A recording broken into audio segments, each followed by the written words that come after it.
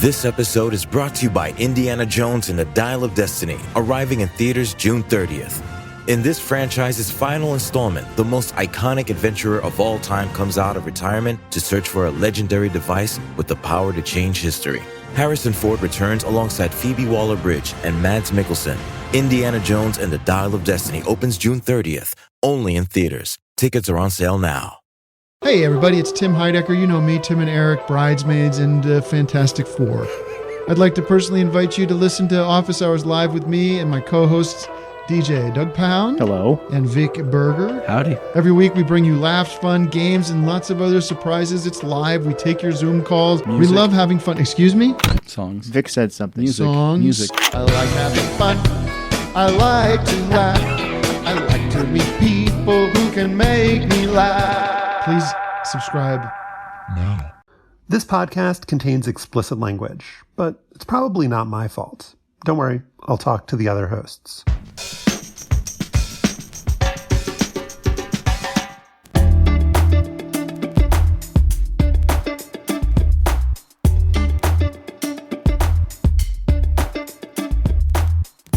Hi, I'm Josh Levine, and this is Hang Up and Listen for the week of May 30th, 2023. On this week's show, we'll talk about what the hell just happened in the Eastern Conference Finals, where the Miami Heat nearly blew a 3-0 series lead before blowing out the Boston Celtics. Mike Simmonds of Luton Today will also be here to talk about Luton Town's incredible rise from non-league English football to the Premier League. And finally, writer Sam Miller will join us to assess what he calls modern baseball's indelible moving image, the 2001 video of Randy Johnson killing a bird with a fastball. I'm in Washington, D.C., and I'm the author of The Queen and the host of the podcast 1 Year. Also in D.C. is Stefan Fatsis. He's the author of Word Freak, A Few Seconds of Panic, and Wild and Outside. Hello, Stefan. Hey, Josh. No birds were killed when I wrote Wild and Outside, just for the record. That is a relief. Also on our team is a guy who just came out with a very important podcast, which I'm happy to tout today, and that is Kevin Bendis. He was on Hit Parade with Chris Melanphy talking about his band Diary. Kevin, welcome to the show. Thank you. Thanks for having me. You know, whenever somebody on the team has like a big podcast come out, we always want to talk about it. All right. So since we were last in your ears, the Boston Celtics made one of the most sorry. There's something in my script I forgot to read here.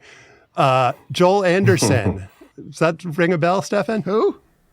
He's been away for a while, still working on Slow Burn Season 8, becoming Justice Thomas. Anybody here know when that thing is finally getting released? Is it this week? It's next week. Anyone? I can help. I can help if you guys would like, I can tell you about it. If you can listen on Wednesday, anywhere you listen to your podcast. Oh my God, it's Joel Anderson. I need to air a little bit of dirty laundry. When we were starting here, Joel told us, I don't remember how to do this. I don't. I'm a little off rhythm here. I got it. You know how this when you've been hurt for a while in a game, you know, if you're like in the NBA, like a guy's got to get back up. You know, you got to get your stamina right. I don't know the offense. People are moving the ball without me. So I'm just trying to get back in. I'm going to stand in the corner and wait for some open, some corner threes. Like your hero, PJ Tucker. Joel, yes. It is so great to see you in this little square on our Zoom. I'm sure all the listeners are excited to hear you. And I've been, 40% are excited to hear you. No, I think more than that. I've been working with you on this series. It's fantastic. You've done such amazing work, as you always do on Slow Burn. And I'm just so excited that people are going to be able to hear it this week. Yeah, man. This has been, I would lie if I would say it was fun. But but there are parts of it that are fun. And I think, we've done this 3 times now. And I'm really excited to see how people are going to respond to it. I like to under-promise, you know what I mean? And over-deliver. So I'm not going to talk it up or whatever. But I do think this has been awesome. And just as a word, I only want to do this sort of stuff with Josh. You know what I mean? Like, he's just a great teammate. Not with Stefan. Well, Stefan wants to join the team. We could just take this to a whole nother level. But, Josh, like, the things that people like about Slow Burn, the things that are baked into the DNA of this project, a lot of it is with Josh, man. Josh is such a key team member. It's slow burn, and he doesn't take enough credit for it. But this is one way that I could try to rectify that a little bit. And yeah, man, it's just a pleasure to work with Josh and the whole team, Sophie, Derek, Sam, Soph. Now I got to name everybody. You name one person, now you got to name the rest of them. But Susan, you got to name Susan. Got to name Susan. Got to name everybody that reads the scripts. The other Joel. There's another Joel on our team. Believe it or not, Joel. So yeah, man, it's just always a pleasure, and I'm really proud of the work that we're going to do. So I hope you all will listen tomorrow, Wednesday. Everybody listen. Thank you, Joel. And we've got you for our first segment, so that's exciting. Yeah. And maybe for a little extra special treat if you keep listening to the show. I think everybody's going to enjoy that. All right, in our Slate Plus segment this week, Stefan and I are going to talk about the U.S. men's national team and what's going on there with the exciting, thrilling acquisition of a new potential star forward, taking him away from the clutches of the evil English. To hear us discuss that, you need to be a Slate Plus member. You get bonus segments on this show. You get bonus segments on Slow Burn, Becoming Justice Thomas. You get bonus episodes, actually. You get ad-free shows. You get to read everything you want on the Slate website. It's a great deal. Slate.com/hangup+. That's slate.com/hangup+. The Boston Celtics made one of the most remarkable comebacks in NBA history, becoming just the fourth team ever to force a Game 7 after falling behind 3-0 in a playoff series. Not to mention that they won Game 6 on a tip-in with 1/10 of a second to go, with Derek White joining Michael Jordan as the only players ever to make a buzzer beater in an elimination game with their team trailing. Pretty crazy stuff.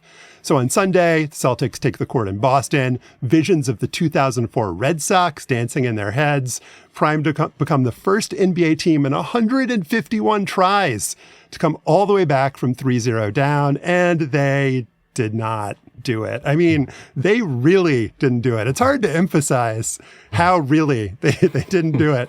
Miami beat Boston 103-84, kicking the Celtics right back down into the pit of despair that they'd spent the last week crawling out of. Joel, it's been a while. I'm not sure if you follow sports still, but that has to be one of the most bizarre postseason seesaws that any of us have ever seen. Well, I mean, even going back to Game 6, right? Like those last few seconds where you're just like, man, the Celtics have really screwed this up, right? It's just hard to not look at them and be like, you all are so fucking goofy. Like, how did this happen? How did you all lose to the Heat under these circumstances?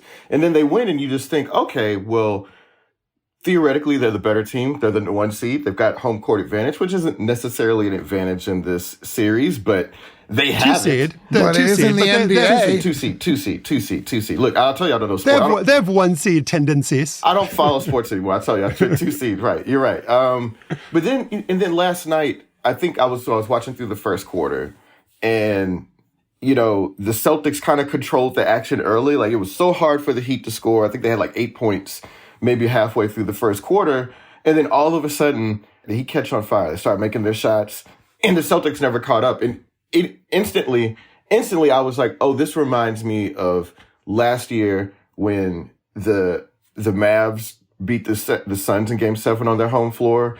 It reminds me of when the Rockets had the Warriors at Game 7 on their home floor and lost. I was just like, oh, it's just one of those nights where they're not going to be able to make their shots.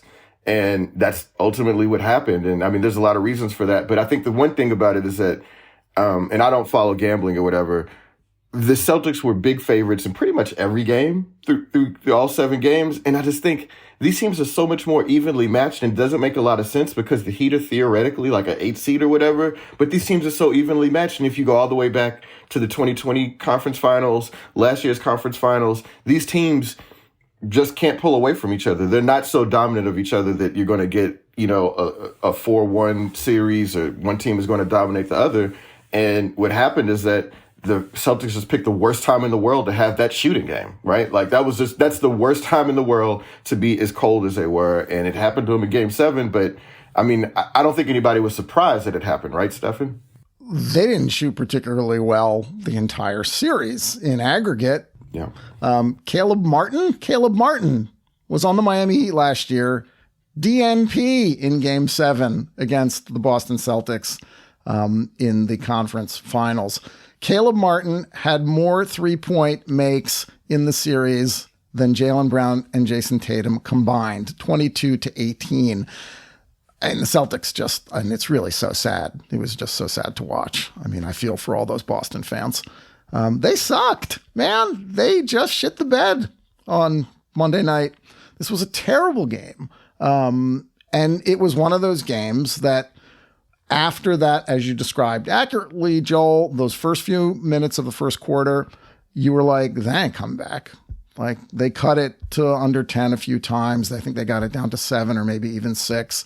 But then Caleb Martin would hit a 3. Or Jimmy Butler decided to go to the cup and score.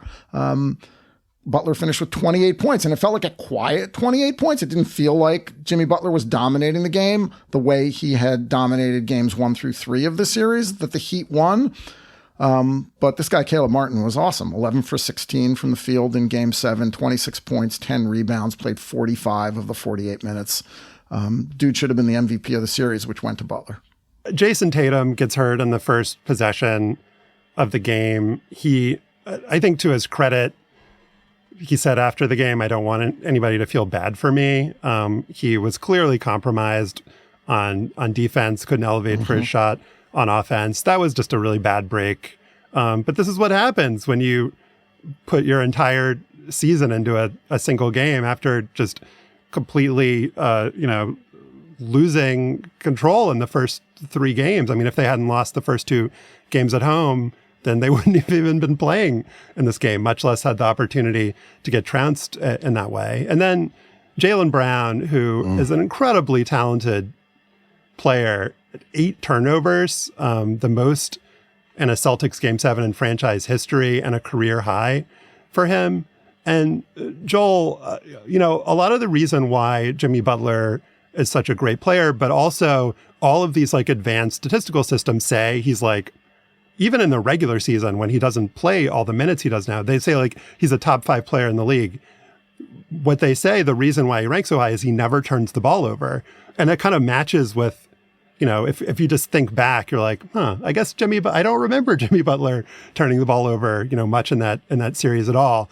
And Jaylen Brown, by contrast, a lot of people say like, oh yeah, he's not like a top 50 guy because he turns the ball over so much. Sometimes it's like not visible to the naked eye, or it's not clear, like, 3 turnovers a game versus 1. It's like, but in this game, you really see the gulf between a guy like Jaylen Brown, who has as much talent, I think, as Jimmy Butler, and a guy like Jimmy Butler, who's been able to maximize it at the moments when his team needs it. I mean, as Stefan said, it didn't seem like Butler even did anything that like super crazy or impressive in this game.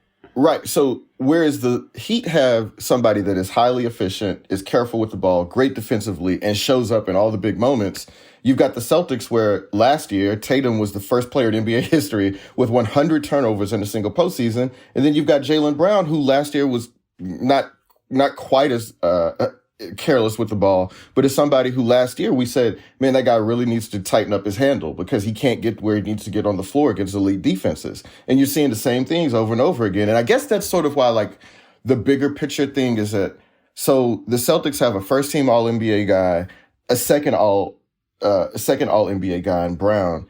And it just doesn't feel like it to me, right? I don't know, like, I don't mean to be, reductive, because these are all tough games and they're playing against really good teams.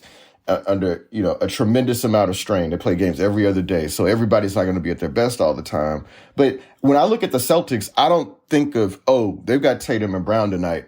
They're fine. They're gonna show up, and you just have to worry about their role players. With the Celtics, they're the rare team that have these guys that are allegedly superstars, and you never have any idea like how good they're going to be from game to game. And that's just weird to me. And maybe that's just, nobody's Steph, nobody's LeBron on this team.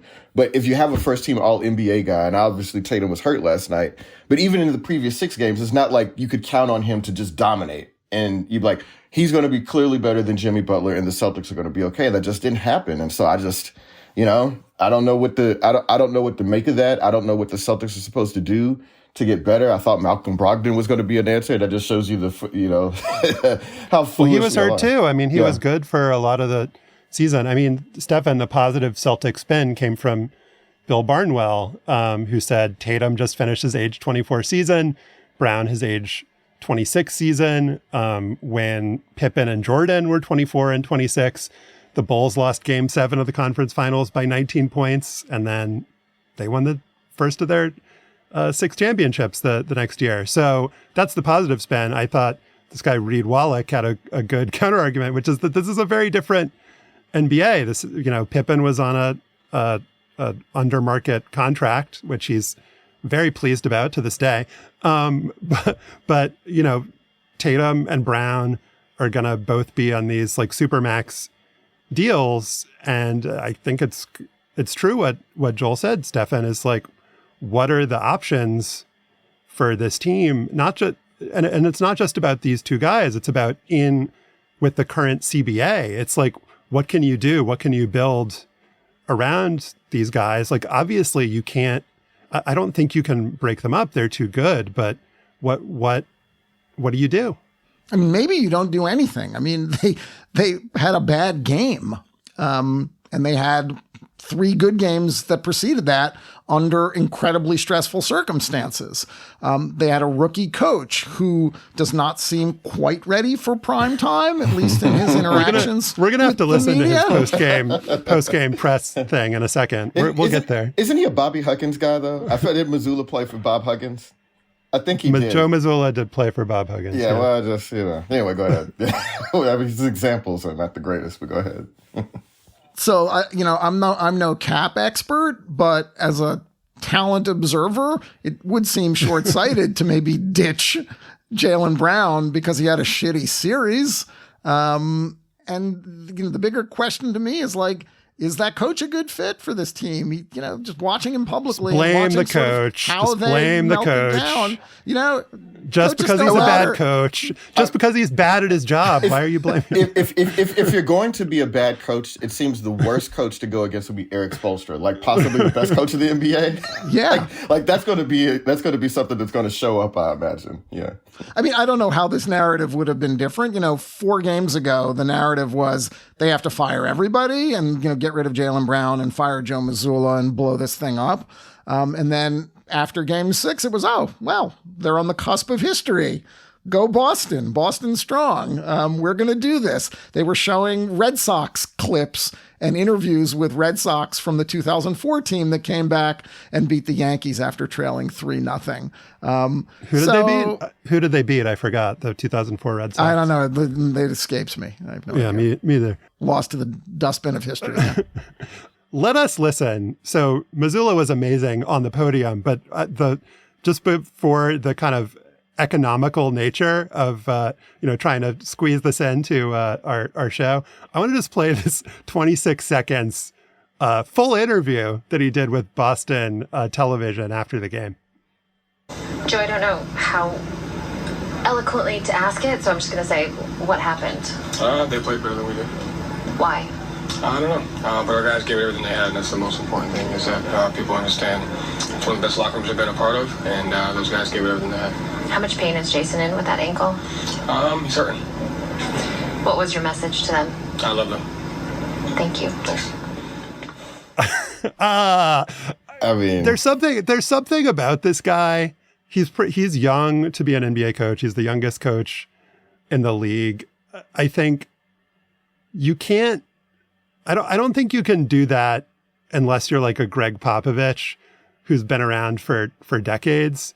If you're coming in at this phase and like acting like a dick like that, it suggests to me that maybe he's just not ready for the media part of this, and maybe it doesn't go beyond that, and we don't know what's going on in the locker room or behind the scenes. A lot has been made of various blunders he's made of, calling timeout, not calling timeouts, his all of that stuff.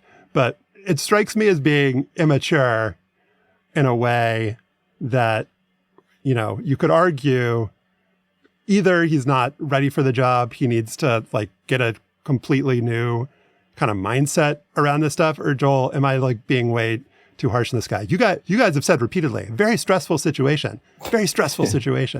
No, I mean, I'm sort of torn because I think everybody, if you looked at the season in sum, that's a pretty good result. Like if you, at the beginning of the year when Ime Udoka, was made to disappear. The coach of your Houston Rockets.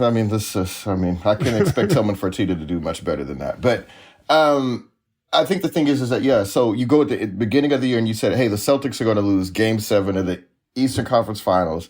I think everybody would have been like, that's a pretty good season. Like if for a first-year head coach, right? But I guess it's the way that they looked and the way that he sort of conducted himself that is a problem. And I guess I need to know like how that's affecting the team internally. But the thing that I would say is that I don't know if he's a good coach, but I haven't seen anything that he's done that makes me think that they're better because he's on the sideline. You know what I mean? Like they don't get any easy shots. They were a great defensive team last year. They're not a great defensive team anymore. So I'm just like, well, I mean, maybe you give him another chance. Maybe he grows into the role. And I'm not going to hold this press conference against him because obviously this is like a very gutting loss. Like that is to lose like that on the home floor. Like that. He kind of talks like that during every game. He does. That's true. I mean, it is true, but I'm like, well, maybe, he get a chance to run it back and he'll grow into the role. But I definitely didn't think he acquitted himself. I mean, that's not what you want at the top of your organizational chart, right? Like that's, you still would prefer better, and maybe Brad Stevens will get in his ear about it, but I don't know, man. I don't want to read too much into, that sort of stuff. What really matters is like, can you make Jaylen Brown happy? Like, does he want to stay there? You know what I mean? Like, will he and Tatum get along? That's the sort of stuff that ultimately matters, I would think. The other stuff does matter too, though, because these are public-facing companies, and this is the big face of your organization. I mean, what Mazzulla probably needs to do in the offseason is go look at some tape. He's got to look at some Spoelstra tape. Did you hear Spoelstra after the game? We are the men in the arena with blood, sweat, and dust on our faces. It's like John Facenda was reading it. I was moved. That was like maybe the least likable thing he's ever said. Very likable guy, though. So I have become convinced after listening to one Zach Lowe podcast that the Denver Nuggets are a very bad matchup for the Heat in all sorts of different ways. That, Bam is too small to guard Jokic, that the, size of Aaron Gordon and Michael Porter Jr. are going to overwhelm Miami. And obviously the long road that Miami has had to go on with a very kind of tight rotation. I mean, in this last game, it just makes Boston look even worse. Like they're not playing any big people at all. Like Miami has like no one in their rotation that they trust other than Bam. Like no Kevin Love, no Cody Zeller. But anyway, it just seems like Miami is totally outmatched. And then the cliche that like everyone says is like, but I wouldn't count them out at this point. With they're gritty. I wouldn't count them out. So I'm not going to make any prediction. I will just say that it just seems very similar to the finals in the bubble where Jimmy Butler was like occasionally doing very heroic things, like some of the greatest finals performances ever against the Lakers. Like obviously, the Heat are capable of winning games, but like going to Denver and like playing in that environment at altitude, like with like no rest at all. I mean, this is maybe I'll just say this is one of the most difficult tasks a team has ever been given in a finals. I was actually going to add, we should get Dave Epstein on here to talk about like, whether the altitude, how much of a difference it makes, because it seems really bad for a team that has a short rotation, is short, and is playing against a team that is deep, great, moves the ball around, and it just doesn't. And has had 2 weeks off. And 2 weeks, maybe we're underestimating the Heat again or whatever, but it just seems like you're just looking at it from a distance. I have no idea how the Heat are going to survive. Like it just doesn't. Like they're not better than the Nuggets at anything. And whereas the Celtics, every shot they take is hard. Like they just can't create any easy shots for themselves. The Nuggets, not going to be a problem. Like they're going to be able to get shots against these guys. And like, I'm just like, all right, man. Well, the Nuggets there might be games where they miss a bunch of shots. They obviously haven't been there before, so the pressure might get to them. And so I won't say that the Heat have no chance. I just will reiterate what I said, Stefan, is that this is just a very, very difficult task that they've given themselves, and one that they're thrilled, to have the opportunity as an 8th seed, the first since the Knicks a billion years ago, to make it to the finals, like, clearly. And And that's like the thing about Spoelstra, not to end just on like coach style points, but just it must have some effect, what he said after game 6, which is just like, yeah, we have an opportunity to like go on the road and like win a tough game 7. And like he'd said it like more eloquently than I just did without, in that case, resorting to like dumb cliches. And so I think that there's something to the fact that this team has a good attitude, they have good leadership, and that'll maybe help them, 2% in a series where they might need a lot more than that. They also run the zone defense really well. They really stifled Boston. Spoelstra's a great coach. This is his, this is where you get paid, right? This is like, how do you adjust to a team that clearly outmatches you? And what do you do to react to that? Do you know like the thing that solves a zone defense is like a big man that can pass the ball really well? You know what I mean? Like you got a guy at the high post that can pass the ball and find open shooters. That's how you beat a zone. Does Denver have someone like that? I don't know. They may. We'll see. We'll see. Al Horford getting the ball in the middle of the zone. Like if you think that Jokic looks awkward, like Horford just like, I felt kind of bad for him. You felt bad for Horford? Did I feel bad for him? I don't actually know if I felt bad for him, but I was just looking for something to say, Joel. We need to end the segment. That's fair. Well, I was excited. Are we going to talk more basketball, or is it time for me to go now? You're done. You're done for now, but right. We're going to hear from you a little bit later in the show. All right. Thank you for joining us. Thanks for having me back, guys. Slow Burn, Becoming Justice Thomas. Tomorrow. Up next, Slow Burn, Becoming Justice Thomas, but also Mike Simmonds of Luton today on Luton Town.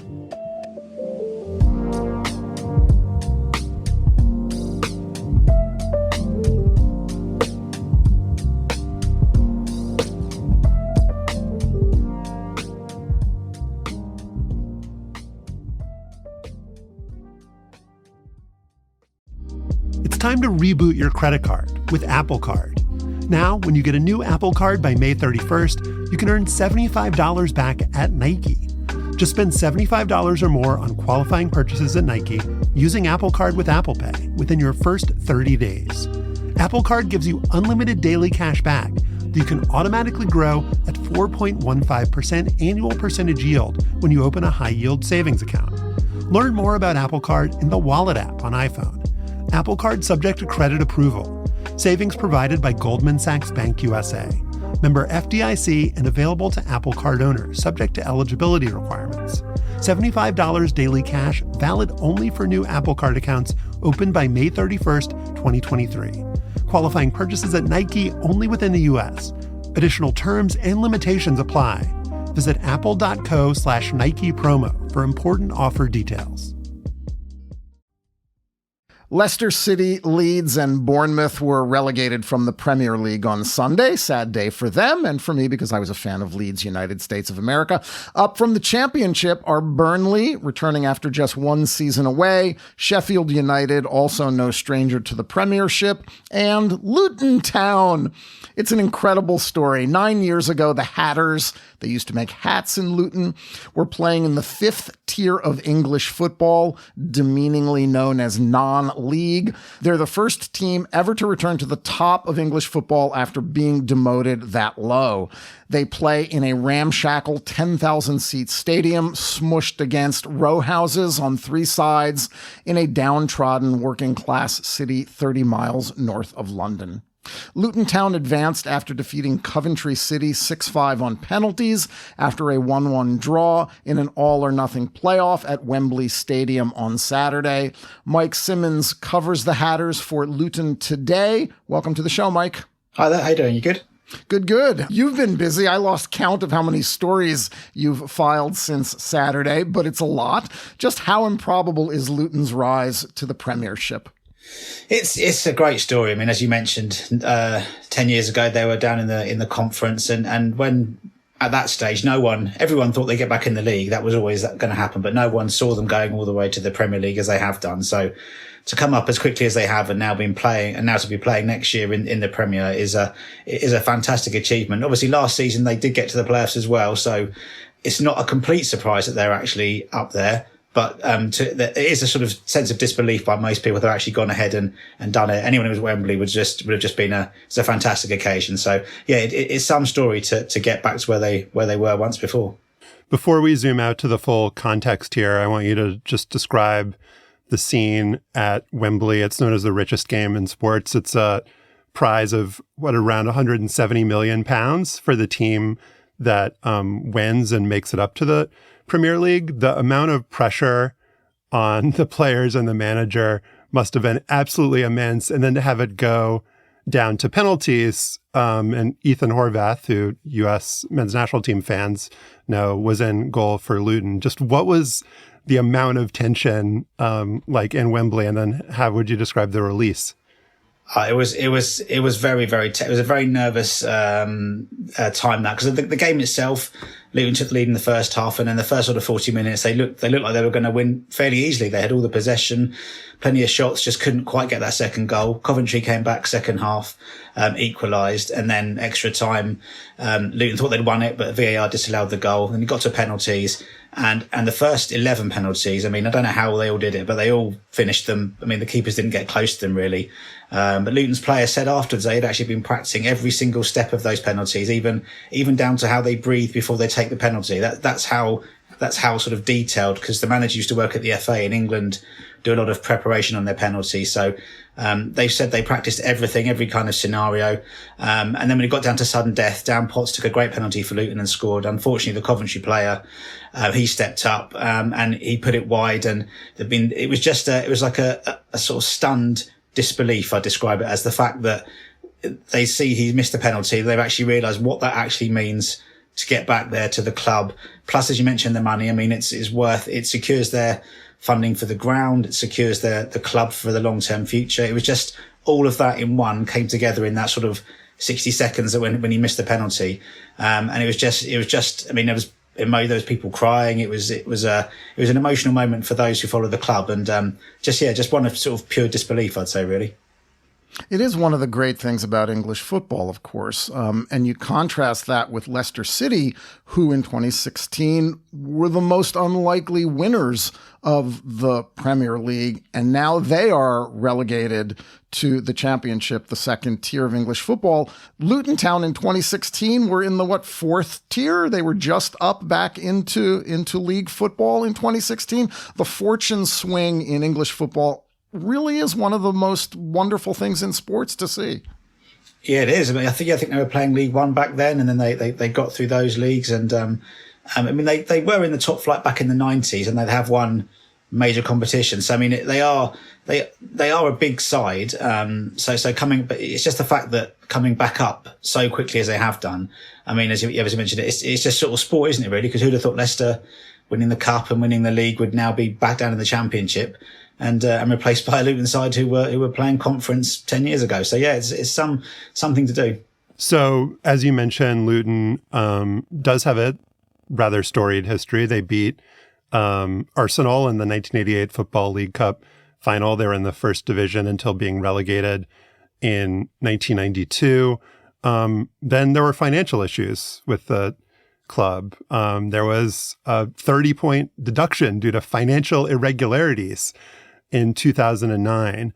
So what was the plan to get the club back? And has it actually gone according to plan, or have things changed kind of along the way that have accelerated the timetable? I think the plan once it happened and they got the relegation into the non-league, I think the plan was just to keep the club afloat to start with, because it got taken over by a consortium called 2020, and it's been, I mean, the club, they have said before, the club could have gone. I mean, because the fact they had to go down and the thing that happened. So the plan was to sort of stay afloat to begin with, and then try and work their way back out of the conference, which they should have done, because I mean they were a big side in the conference. So it was just kind of to stabilise and bring themselves back out of there. And then once they got back into the Football League, I mean, when you talk to the players at the time, a lot of them thought the Championship would be a decent aim to get to in the next few years, because that's something they could actually aspire to. And then they would Nathan Jones came in as a manager and kind of got them up a few leagues, and from then it's just really sort of snowballed. These last couple of years, they managed to stay up in the Championship in their first season, consolidated in the second season. And then since then, whether they thought they could have actually gone and done it. I mean, they have now really. I mean, the plans have been in place to be in the Premier League. So the plans were there. Whether they thought they could actually go and do it as quickly as they have done, I'm not too sure. But it's always been the hope to get back up to where they once were. Yeah. Let's talk a little bit, Mike, about Luton Town's grounds, Kenilworth Road. Capacity 10,356. This will be the smallest stadium ever in the Premiership. And it's a unique place, as I alluded to, surrounded on three sides by homes. One of the entrances, the Oak Road stand, you actually have to walk under basically someone's house. And you can look over into the gardens of the homes to the side of that entrance. I love what Luton's CEO Gary Sweet said about teams like Manchester City coming to Luton next season. Erling Haaland's not going to walk through that entrance. He said he's going to walk through the other shit entrance we've got. There is no great entrance here. Exactly. It's a great ground. I mean, I don't know. I don't suppose you've ever been there before, but it's a fantastic ground. I mean, you don't get many like it in the Football League. Well, it's in the first divisions of the Football League. It's got a unique atmosphere. I mean, the games against Watford and Sunderland this year have been the best atmospheres I've ever heard in terms of covering the club. I mean, when they actually get going and they're right behind them, it's a brilliant place for the players to play. And the Premier League sides who come down there now, they're not going to experience anything like this. I mean, the other teams who go up have different grounds, so sort of the bowl grounds, really, not as good atmospheres. The fans are so close to the pitch at Kenilworth Road. I mean, people like Haaland, I mean, the Liverpool players, they're not going to have had a ground like this before to have played in front of. They're having to change one of the stands now to for the media positions to do more cameras and stuff like that, but it shouldn't lose any of the atmosphere that it had. And the fans just can't wait to get those teams down there. I mean, it's going to be a really good addition to the Premier League, that, because it's when they do move grounds in a few years, it's going to be such a shame to lose this ground because there's not many like it. So it'll be a huge asset to them this season. Do you know the people that live in those houses?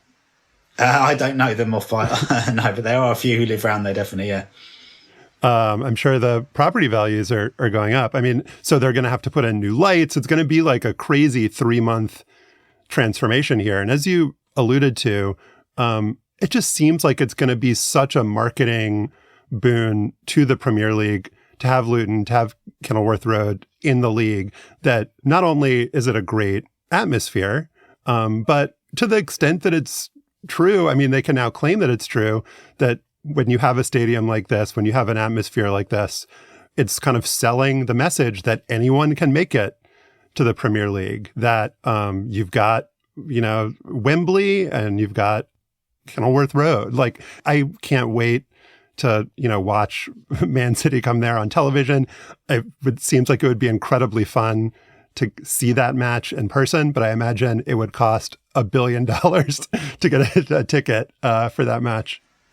Yeah, it's going to be, obviously, it's full houses in the Championship now, so there's a tiny bit more capacity with the stand they're rebuilding, but they're going to be sold out every single week. It's not going to be hardly any tickets to go, and yeah, it will be. I think it will be a big thing for the Premier League to have this. There's probably the last ground possible that can come up that is like this ground. So, I mean, I would say, yeah, market it well and really make the most of it, because it won't be around for too much longer. So, yeah, it'd be a big good season over there. So, yeah, there's this plan to build a new stadium. And I found this kind of local website that's arguing that it's kind of this new stadium development project is at the center of a larger project to like save the town, revitalize Luton that's been in the works for a while. Is there any argument to saving Kenilworth Road and trying to build it out and build it up, or is that just not really possible? And how much do you think that this one football club making it to the Premier League could literally change the fortunes of this place where people live? Yeah, there's no they can't build any more on Kenilworth Road. There's, with the house and everything that's there and where it is, that's the issue. They can never build out, and so if they want to move grounds and have a bigger stadium to sort of compete financially, they have to move to this new ground in Power Court. So they've got the planning permission. It's just been because COVID happened, all the prices went up. And obviously the income when the crowds weren't there, they didn't have that. So they lost out on a lot of money in that kind of side of it. The new money that's come in now, they're going to get from being in the Premier League, that sorts out the finance for the ground. So they can't speed it up because of certain things they have to do, but it's now going to be paid for without needing to take money out or look for money. They've got the money for it now. I mean, it will help develop the town. I mean, they want to do certain things around it as well, and to do things with the river and to do certain bits around it. So it will really help develop the town. And they've just got such big plans for it that, it should be a very impressive stadium when it comes up. Now they can actually go ahead and sort of plan to do it. Mike, in English football, it's not common for players to start as low as non-league and make it up to the Premiership. The best players are tapped from young ages and play for the training sides of big clubs. Luton's got two guys, and I just can't imagine what they're going through right now. A defender named Dan Potts, who's been with the team since it was in the 4th tier, and Peli Ruddock Mpanzu, who become the first player ever to be promoted from the non-league system to the Premier League with the same club. Those must be some incredible stories. Tell us about those guys and how they persevered.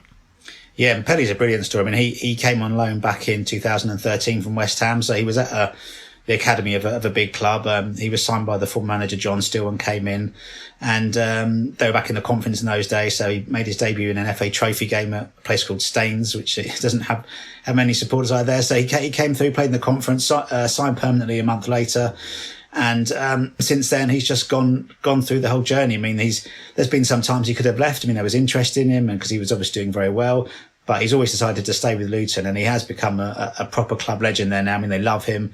He's almost in the top 10 of the appearance makers, and he's just had such a rise. And every manager who's come in has always played him. So he's obviously a very talented player. They love him there. I mean, he can't wait to go to Vegas now because they're all going out to Vegas, I think, on Thursday to celebrate this. So he's one who's looking forward to it. He's saying they're partying now for the whole summer. So he's going to make the most of this celebration, and why not? It doesn't come around very often.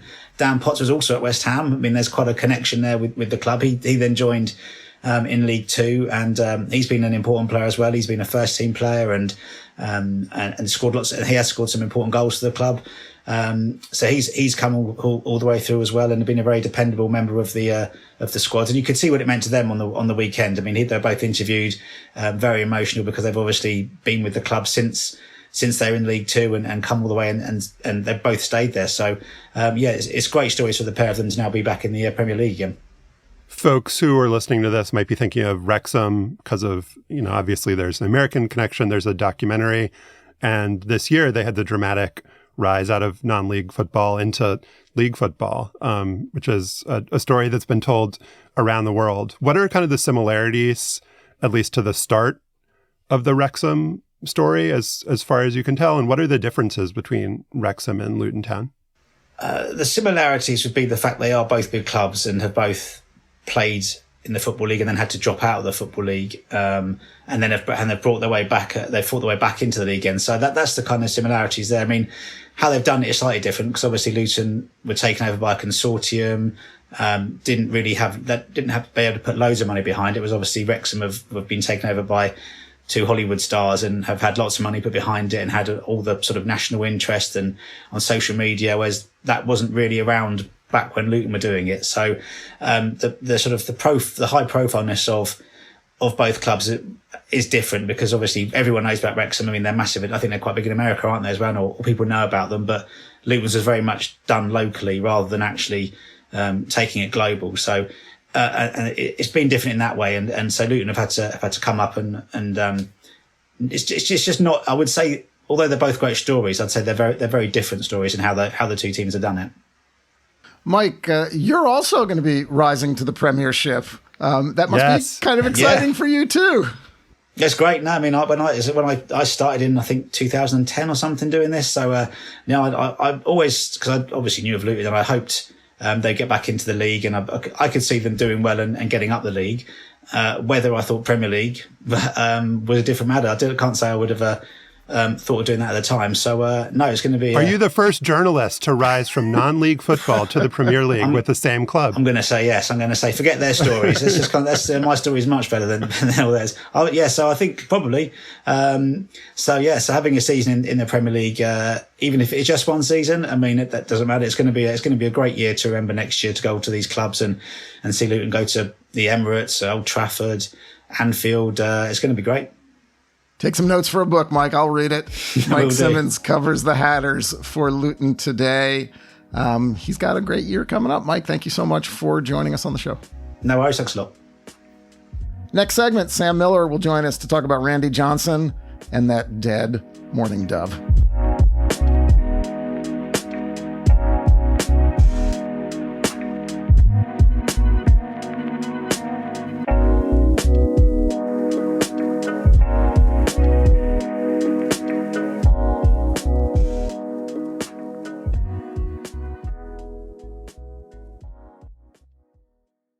At the end of your first year, Discover credit cards automatically double all the cash back you've earned. That's right.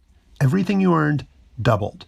All the cash back from eating at your favorite soup dumpling restaurant doubled. All the cash back from that trip where you sort of learned to snowboard also doubled.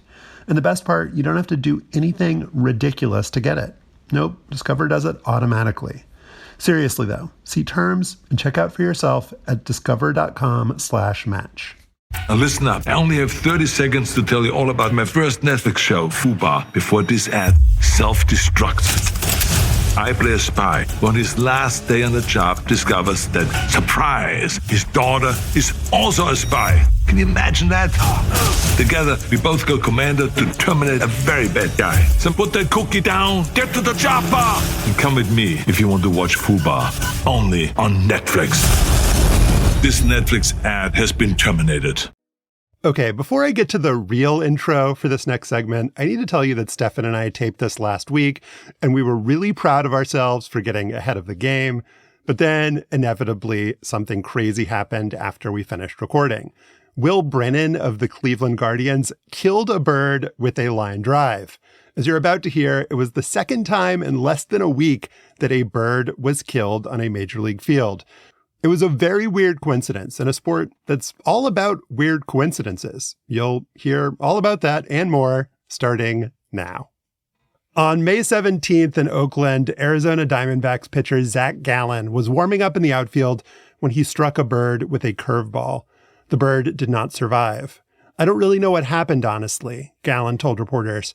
I just know that the ball changed directions, really. I saw what happened. It's kind of a freak accident. It's unfortunate.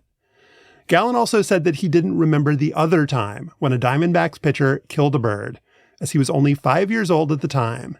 But we remember. Oh, do we remember? And so does Sam Miller. Sam is formerly a baseball writer for ESPN. He is now a baseball writer for his own newsletter. It's called Pebble Hunting. It's quickly become one of my favorite things to read in the world. Sam, we are delighted to have you here. Oh, thank you. Bird talk. In your newsletter, you've got this series, The Meaning of Baseball, and 18-ish fun facts. Still an open question about whether you're going to finish, but I believe in you. You made it up through installment what at this point? I think 5 in, I think. All right. We're like, in the third inning at this point. And installment 3 was Randy Johnson Smoked That Bird is the title. And I'm guessing when you published it back in April, you did not imagine that there would be a news peg for this story in the not too distant future. So why don't you start by setting the scene for us? What happened in the 7th inning of a spring training game between the D-backs and the Giants on March 24th, 2001? Well, Calvin Murray was batting against Randy Johnson. Johnson was making his final start before the regular season, so he was kind of stretching himself out, which it's hard to imagine a pitcher throwing 110 pitches in a spring training game these days, but back then he did. And he threw a fastball, a bird flew by, the two met, the bird went poof, a big pile of feathers everywhere, bird kind of flopped around in a different direction. Everybody very briefly went, ooh, and then the camera cut off. And that's because this was not a game that was being broadcast. It was a spring training game. So the only video was basically the Diamondbacks staff video that they would use for like training and player development or whatever. And so the guy in center field hit stop right after the collision happened. And then you have this very, very brief and slightly haunting short story of a bird traversing into human parts and not living to tell the tale. There are a couple of elements that made the Randy Johnson kills the bird so, I don't know, perfect. Sorry, bird. One is that it was Randy Johnson. So we all felt like, oh, if it had been like Tim Wakefield throwing a knuckleball, maybe the bird wouldn't have died. The bird would have died, as your reporting demonstrates. But the Randy Johnson factor is huge here. And the footage factor is huge here, too, because the game wasn't televised and because the guy running the video from center field turned it off, we only have this little snippet. So there's a Zapruder-like quality to the entire episode that is so tantalizing. Yeah, there are still feathers in the air when the camera cuts off. I mean, it's like a ghostly kind of remnant of bird in the earth. And then the camera just cuts off.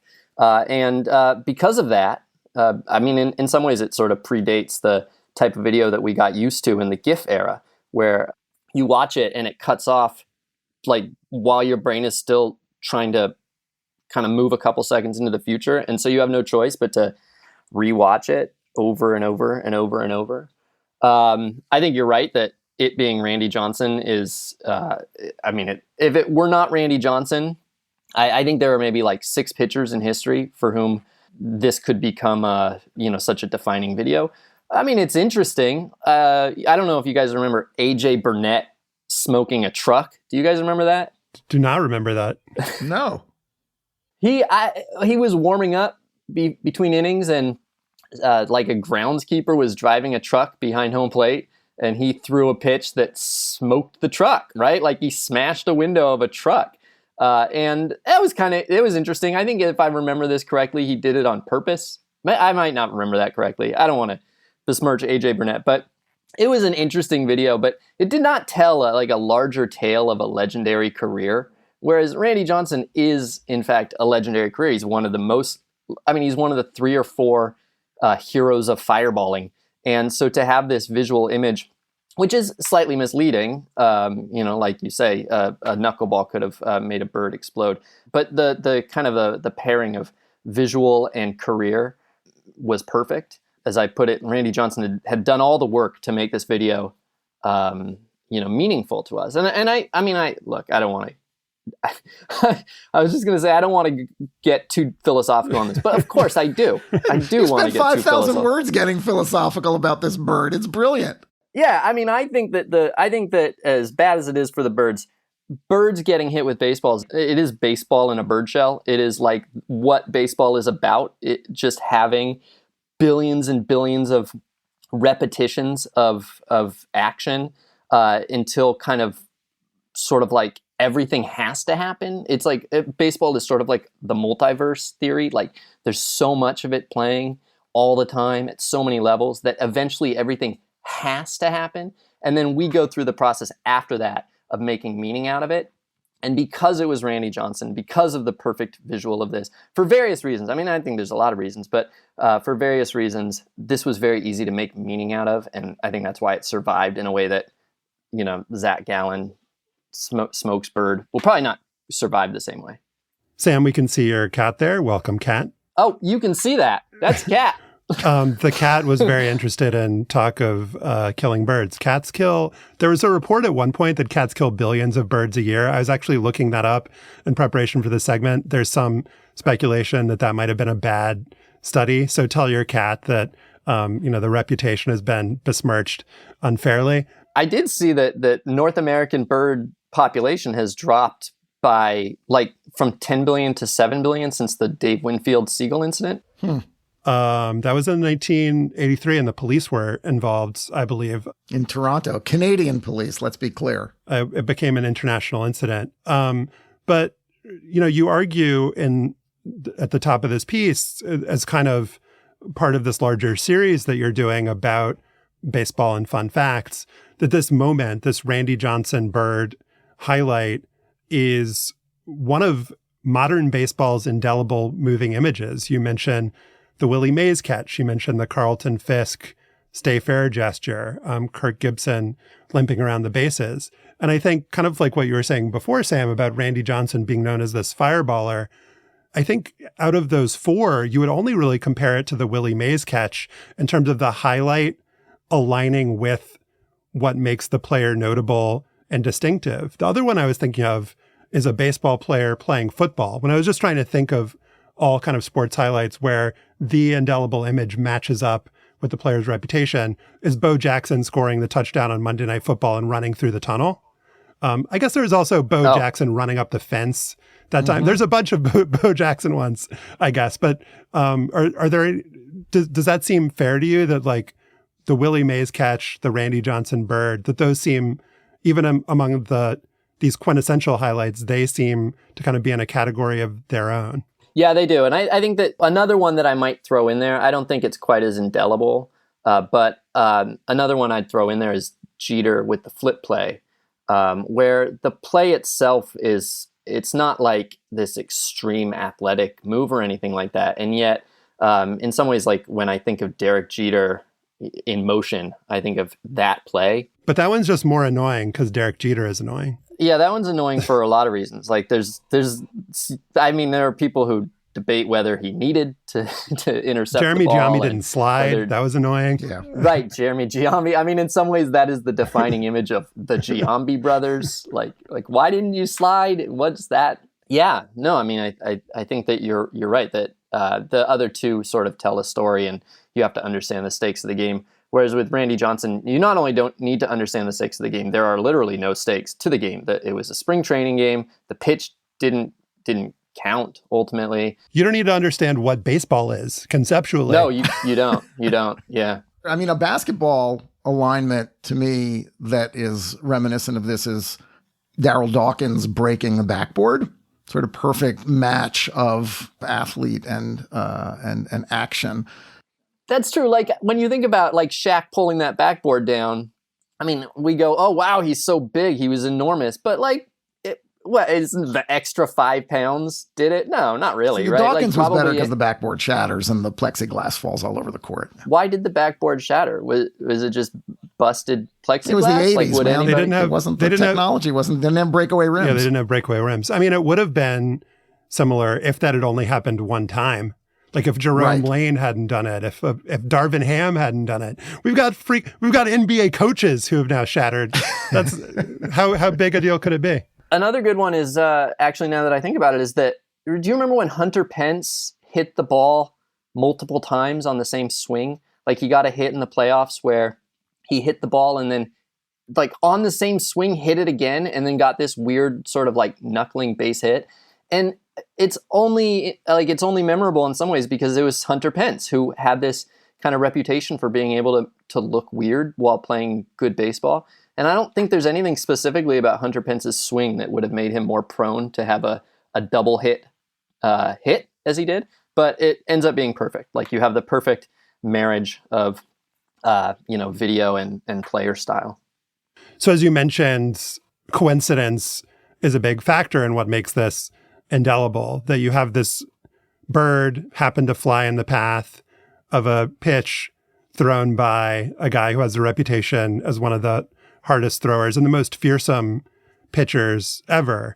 And this is kind of a genre of fun fact, right? Like that there are other things, other moments in baseball history that have that same kind of essential quality. Yeah, people love the coincidence fun facts. You might remember the Chris Davis 247 watch, where a player on the A's, Chris Davis, Chris with a K, that Chris Davis, had hit exactly 247 for 4 years in a row. I mean, that's hard to do because like a lot of that, you can't even hit 247 unless you have the right number of plate appearances. Anyway, it's a whole complicated thing. So that's one. The fact that there were two Alex Gonzalez shortstops playing at the same time, and they were Baseball Reference has like a comparable players part of the page, and one Alex Gonzalez was the other Alex Gonzalez's most comparable career. But the other Alex Gonzalez was not the other Alex Gonzalez's most comparable career? No, he was he was number 3. Yeah, which is another great detail of all that stuff. There's the Richie Ashburn one, which Richie Ashburn, I mean, this probably is one of the things that I think of as most similar to the Randy Johnson one, where Richie Ashburn one day fouled a ball into the crowd and it broke a woman's nose. And so they were carting her off on a stretcher. And in the same at bat, Richie Ashburn hit another foul ball that hit her in the leg as she was leaving the crowd. And so like that to me is very similar to the Randy Johnson one, where you're going to play enough games, you're going to hit a ball everywhere that it can go. Like baseball is filled with things like that. The sack of flour, Josh, the sack of flour. I mean, you know, you watch enough baseball, eventually a sack of flour is going to land on the field. And I don't know if did you see, no one knows what I'm talking about here. Josh, 7 years ago, Josh went back and looked at the day that a sack of flour fell onto the field in the middle of a game and no one knew why. And some years later, Pedro Mora went and did some re-reporting of that story for The Athletic. And you know what he found? He found that when that sack of flour landed on the field, there was also a mysterious chicken wandering on the field, which means that the sack of flour could have killed a bird. Wow, Stefan. I want to get back to the bird because I feel like the bird has not gotten its respect in this segment so far. It was a mourning dove. The Randy Johnson, the Randy Johnson bird, not the chicken. No. And Josh earlier said that the bird flew into the path of Randy Johnson's fastball. But as you point out in your piece, who says it was Randy Johnson's path? Why didn't Randy Johnson's fastball fly into the bird's path? As you point out, the bird had equal and probably greater claim to that space. Right? Yeah. Explain that. Explain that to us and why this is important in understanding this episode in baseball history. Well, I think that there's an illusion that we tell that these sports games are set apart from the rest of the world, that there's this, we build this little magical space where no one else is allowed in, and we make them wear special clothes when they go in to distinguish themselves, and we kind of limit the influence of the outside world, and we really want to create this. I don't know. It's almost like this godly realm where the players exist apart from the rest of, human life. And in fact, though, they just built it in the middle of a sports complex in Arizona, and so of course you have all sorts of other things intruding into it. And this bird, the bird probably lived there year round because mourning doves don't really migrate once they find a supply of food. And probably every day would fly that same route looking for seeds and grubs. And so I really appreciate that the bird, was sort of asserting itself, that it maintained that this was its home. And if the tourists come once a year, the baseball players were the migratory birds in this sense, right? They only go to that facility for 4 to 6 weeks a year. And so the bird was just living his life. And I really feel like Randy Johnson intruded on the bird's routine. I have a little bit of issue with the terminology of calling it Randy Johnson's path or what have you. I apologize. It's often animals that don't respect those boundaries, right? Like you have a ticket when you go to a game. Yeah. There are security guards, and if you run onto the field, you get tackled. And it's often I thought you were going to go with a cat running on the field as opposed to an idiot running on the field. I'm saying it is often cats and other animals that kind of make a mockery of the idea that no one is allowed except the players, and they're just running around and making fools of all of us. I thought I would end up, Sam, by recounting my favorite exchange from this oral history of the Randy Johnson bird incident by Zach Buchanan in The Athletic. This was published in 2021. It's a really good oral history. There's a lot of great moments in it. But my favorite exchange or kind of juxtaposition of comments in here was Mark Gardner, Giants pitcher. What do you think that bird was thinking, seeing that thing coming at him? Greg Swindell, was he thinking it was food? Yeah. I've got news for you, buddy. He was not thinking it was food. Yeah. He was not thinking Hard it was to food. respond to that. Yeah. I mean, you wonder whether the bird ever did see it coming. That's one of the reasons that you keep watching it. When you watch it, you have the hardest time after a while. You just want to pause it at the moment right before the collision. You want to just get as close to the collision as you possibly can before the bird has been hit, and see if that bird is like looking at the ball yet, if it knows it's coming. I don't think it ever saw it. The bird experts that Newsweek interviewed, I as I recall, also didn't think the bird ever saw it. It went into a fright bolt. Yeah. Sam Miller writes the newsletter Pebble Hunting. The installment we've been talking about is Randy Johnson Smoked That Bird. I would encourage you to subscribe. And Sam, thank you so much for coming on the show. Anytime.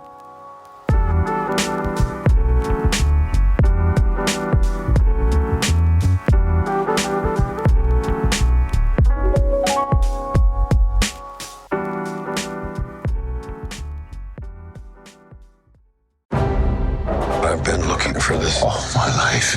On June 30th, Indiana Jones, a final triumph. a legend will face his destiny. A few times in my life I've seen things, and I've come to believe it's not what you believe, it's how hard you believe it. His last adventure Give him hell, Indiana Jones! will be his greatest. This is it. Indiana Jones and the Dial of Destiny. Rated PG-13. May be inappropriate for children under 13. Only in theaters June 30th. Tickets on sale now. And now it is time for Afterball, sponsored by Bennett's Prune Juice, endorsed by Kenny Sailors, who says, it was okay. We talked about Luton Town a few segments ago and mentioned a bunch of potential names, a bunch of potential stadiums that this could be named after. But Stefan, you dug something up that needs to be heard. Yeah. It's the 1974 Luton Town team song, Hatters, Hatters, by the Barron Knights and the Luton Town Squad. Let's listen. Hatters, Hatters, what a great team. Let's show the others that we are the cream. Hatters, Hatters, what a great team. Let's show the others that we are the cream. We're soccer crazy and goals are our code. We are the Hatters of Kenilworth Road. We're soccer crazy, huh? They are soccer crazy. What the hell, man? We just went through the whole segment be like, English football. And now they're saying soccer? I feel gaslit, Stefan. Not at all, because history tells us, Josh, that the word soccer was in fact used interchangeably with football for many, many decades in England, despite what soccer snobs over there would lead us to believe today. Actually, they're the gaslighters. Well, good point. Actually, the thing that I find most disturbing about that song, we'll show the others that we are the cream. You need to show yourselves that you are the cream. Don't worry about what other people think, Luton Town. That's the philosophy of a team that's going right back down out of the Premier League. We need to rewrite the song in a bunch of different ways, I feel like. But we have a few months. They're going to show Manchester City that they're the cream, Josh. There's no doubt. Manchester City's not looking at Luton Town and saying, oh, they're the cream. Luton Town needs to prove that they're the cream. What's the name of the song again? Hatters, Hatters. Stefan, what is your Hatters? Succession is over, and as I wrote in a piece for Slate that posted on Monday, much of the talk before the finale was a prediction made in a TikTok by Sophie Kim, editor-in-chief of Nameberry, a baby name website, last week. Kim predicted the show's ending based on the unusual surname of Tom Wambsgans, the mewling husband of Siobhan Roy, one of the claimants with her brothers Kendall and Roman, to the Murdoch-like family throne. Let's listen. The real reason he was given the last name Wambsgans is because of this guy. This is Bill Wambsgans, an MLB player during the early 20th century. He is remembered for one thing, and that is completing the only unassisted triple play in World Series history. He took out 3 players at once in what is essentially the finale of baseball. It's no coincidence that Tom shares a surname with Bill Wambsgans, so you have to wonder if Tom will complete an unassisted triple play and take out all three of the Roy siblings to become the leader of Waystar Royco in the 60s. Before you continue, Stefan, to be clear, that was the TikTok video. That wasn't actually, I've never seen Succession before, so just in case other people are in the same boat as me, that's not what the actual show Succession sounds like. All right, spoiler alert, though, Josh. That is indeed what happened. Sophie Kim wasn't the first to note the parallel names or suggest the theory that Tom would perform an unassisted triple play in the finale. In November 2021, University of Wisconsin math professor and Slate contributor Jordan Ellenberg tweeted, "Succession names. Tom Wambsgans is named for someone famous for eliminating 3 opponents at once." And he linked to Bill Wambsgans' Wikipedia entry. An emailer to Vanity Fair's podcast, Still Watching, noted the link a month later. Wambsgans certainly is an unusual name. According to Colin Wambsgans, a composer in Los Angeles and friend of Josh, 2 main branches of Wambsgansses appeared to have settled in the United States in the 1800s. One in New Orleans spelled the last name like Tom with 1 S at the end and were Catholics. The other settled in Cleveland and spelled the last name like Bill with 2 S's at the end and were Lutherans. Bill Wambsgans was born in Cleveland and was the son of a Lutheran clergyman. He went to divinity school reluctantly. Wambsgans didn't want to become a minister. He told Lawrence Ritter in the 1966 book, The Glory of Their Times, the story of the early days of baseball told by the men who played it, in part because he couldn't speak in front of an audience and stuttered a little. But Wambsgans lucked out. A fellow divinity student who had played pro ball recommended him to the manager of a Cedar Rapids, Iowa minor league team, which was looking for a shortstop. "The good Lord must have really taken pity on me," Wambsgans told Ritter. Wambsgans joined the team in 1913. The following summer, after returning to Cedar Rapids, he was sold for $1,250 to the Major League Cleveland team, then known as the Naps, after their star Napoleon Lajoie. When Wambsgans arrived in Cleveland, sports columnist Ring Lardner wrote a limerick about him. "The Naps bought a shortstop named Wambsgans, who is slated to fill Ray Chapman's pants. But when he saw Ray and the way he could play, he muttered, 'I haven't a clam's chance.'" Bad limerick. Terrible limerick. After Lajoie was sold to Philadelphia before the 1915 season, Wambsgans started at second base, where he played alongside Chapman for 6 years. His tongue-twisting surname was often abbreviated in scorecards and newspapers to Wamby. Some family members would later shorten their names to Wamby. The 1920 season was a rough one for Cleveland. In August, Chapman was killed by a pitch, the only player in Major League history to suffer that fate. "Ray always said he would never play shortstop next to anybody else," Wambsgans said in The Glory of Their Times, and sadly enough, that was true. But Cleveland, renamed the Indians after Lajoie's departure, played through the grief and made it to the World Series, where they faced the Brooklyn Robins. The teams split the first 4 games of the best-of-9 series. In Game 5, Cleveland was up 7-0 after 4, thanks in part to the first grand slam in series history by Elmer Smith. Second baseman Pete Kilduff and catcher Otto Miller singled to start the Brooklyn 5th. The next batter, pitcher Clarence Mitchell, lined a fastball towards center field. Wambsgans was standing on the outfield grass and shifted toward right against the lefty Mitchell. He told Ritter that he, quote, "made an instinctive running leap for the ball and just barely managed to jump high enough to catch it in my glove hand." Kilduff was running to third, and Wambsgans touched second base for the second out. Then he looked to his left. "Well, Otto Miller from first base," he said, "was just standing there with his mouth open no more than a few feet away from me. I simply took a step or 2 over and touched him lightly on the right shoulder, and that was that." Fans inside League Park in Cleveland initially were confused, Wambsgans said, but by the time I got to the bench, it was bedlam. Straw hats flying onto the field, people yelling themselves hoarse, my teammates pounding me on the back. "The rarest play in baseball," they say. "I'm still very proud of it." Cleveland won the series 5-2. A .259 lifetime hitter and a middling fielder, he led the league in errors more than once. Wambsgans was traded to the Boston Red Sox in 1923. He played 3 seasons there and 7 more in the minors. He later managed teams in a professional indoor softball league and in the All-American Girls Professional Baseball League during World War II. And then he worked for True Fit Screw Products in Cleveland. In addition to the triple play, Wambsgans had another moment of note. In 1972, he appeared between Ed Rush and Clark Griffith in a list of 88 baseball names that Supreme Court Justice Harry Blackmun weirdly included in his majority opinion in Flood v. Kuhn that upheld baseball's antitrust exemption. In a 2006 Law Review article, Northeastern University law professor Roger Abrams posited that many of the players on the list were victims of baseball's restrictive economic system. Abrams wrote that Wambsgans' story parallels that of Curt Flood, in that, after a decade in Cleveland, he was traded against his wishes to Boston. Abrams cited a quote from Wambsgans in The Glory of Their Times. "But you simply have to expect that in baseball. No choice. That's the way it is. That's all." All right, back to Succession, Josh. Was Waystar Royco executive and Shiv cuckold Tom Wambsgans in fact named for Cleveland's second baseman and World Series trivia question Bill Wambsgans? Did Bill's real-life triple play foreshadow Tom's fictional one a century later?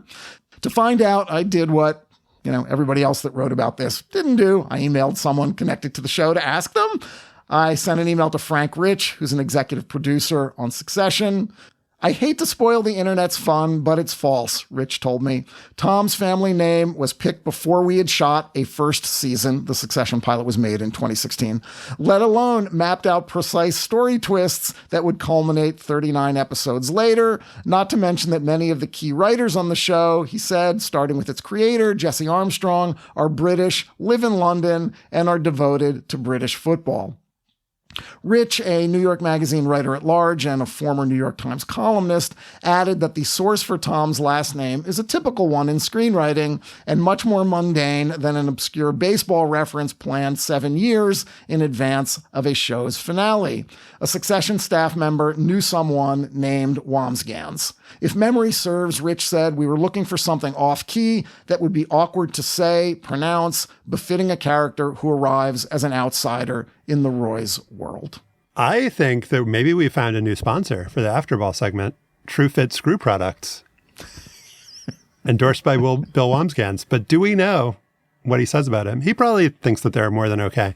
So I don't know.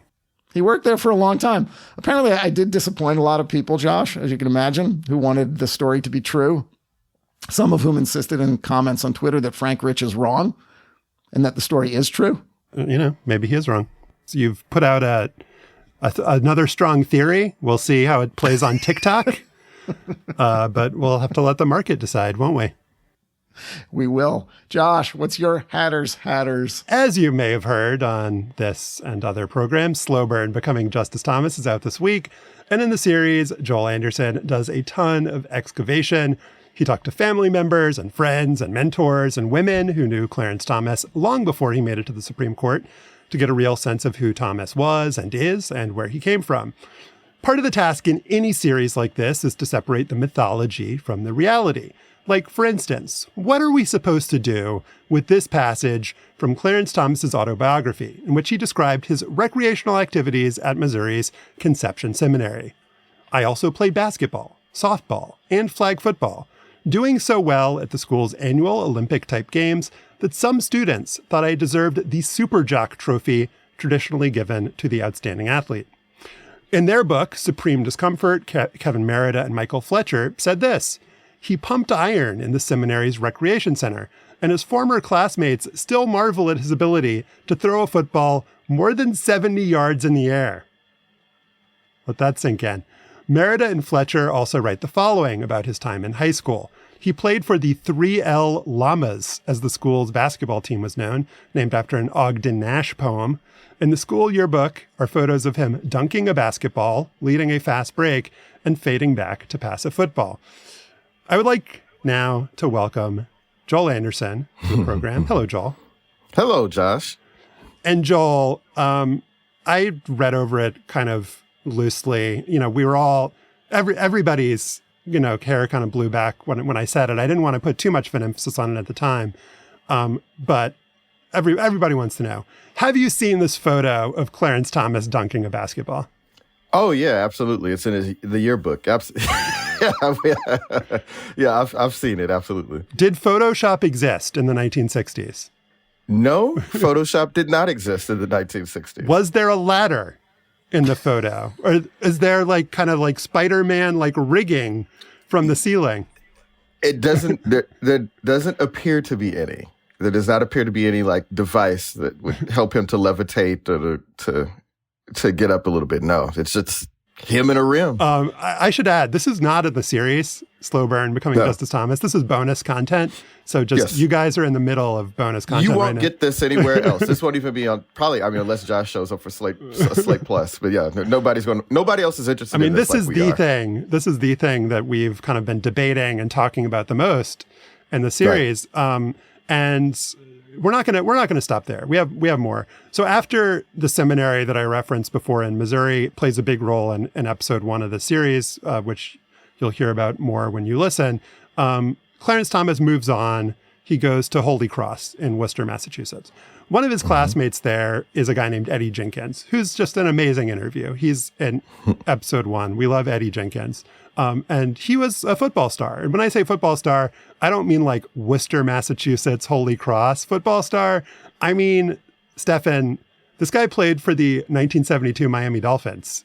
This guy knows the shit when he's talking about sports, go ahead, Joel. He's legit. Also, his son ended up being an NFL player for the Miami Dolphins later, too. He played at Stanford. So, he's an athlete and he's got an athletic family. So, Joel did a great interview with Eddie. Again, you'll hear a bunch of it in episode 1. And again, you will not hear this on the show. I have an exclusive clip here, Joel. We're going to listen to it. And as you can hear, you'll hear Joel ask the question. You'll get a sense of Joel's interviewing style. You'll see that Joel, he thought Eddie might have some information that we all could use. Roll that clip. But wait, so you said he could jump. So we've heard a lot about his athletic ability, and I even saw a picture in a yearbook of this. But did you ever see him dunk? No. Okay. I could dunk with either hand. I made it clear. If you could dunk, I want to know, because I know I could dunk. Right? Did I see him dunk? No. Okay. But he could jump. I don't think, to dunk, sometimes you have to be able to palm the ball too, unless you're just a crazy leaper with 2 hands. So I don't know if his hands are even big enough to be able to grip a ball and dunk it. But, if he thinks he can dunk, if the word is he can dunk, I never saw him dunk. Oh. That's a very judicious answer. I mean, because I love Eddie, it's like, I could dunk with either hand. So that's the end of our investigation. Eddie Jenkins could dunk with either hand. There you go. And look, I can attest, it is hard to dunk if you can't palm a basketball. Eddie knows the stuff. Eddie knows the stuff, yeah. Joel. I mean, look, the thing is that if you ask Tom O'Brien, who was his friend at the seminary that he attended before Holy Cross, now that guy is enthralled about Clarence Thomas's athleticism like anybody else. He's the one who said Clarence Thomas threw a football, and he said, I don't, maybe there's this, we have a clip of this or whatever, but he says the ball may still be in the air today. Okay. So, and he said he could jump, he could run, he had a great 24-inch waist and big. I mean, he talked about him like he was Tyreek Hill. So, I mean, he impressed some people with his athleticism. And with the understanding, it's probably very difficult to impress Eddie Jenkins, even if you're like on his level, right? Like Eddie. But I feel like if Clarence could dunk, he would have dunked in front of Eddie. I feel like that's the time to do it, right? They would play basketball together. Right. Eddie tested him. Eddie was like, all right, you say you can play ball, come out and play ball. And I would say that if you were going to dunk, that would be the time to prove it. But Eddie's got photo documentation, Joel. I mean, I don't know, man. I mean, that's the thing. I mean, this is the kind of nuance that you get in Slow Burn. History is complicated. I mean, we have a lot of listeners, people from a lot of different walks of life. If you went to Holy Cross, or the Conception Seminary and you have seen Clarence Thomas play basketball, we would love to hear from you because this is still sort of a mystery. I think Eddie Jenkins probably has it right, but I think there's a possibility, given how much I've heard about his athleticism, that he may have done this. He may have pulled this off. Question. All of this, though, does this indicate to you, Joel? Have you concluded that Clarence Thomas might be the best Supreme Court justice athlete of all time? Because that would be a high bar with Whizzer White having been on the bench. I was going to say, wasn't Whizzer White on the Whizzer White was Court? on the bench. So, yeah, I don't know, man. I don't know if any balls he threw are still in the air, though. That's... I mean, it's just actually kind of random. You do these stories about old black people, which is what I'm going to say. And like one of the guys that we were writing about is Arthur Fletcher. He worked in the Nixon administration. He's known as the father of affirmative action. And just randomly, he's the first black player to ever play for the Baltimore Colts. You know what I'm saying?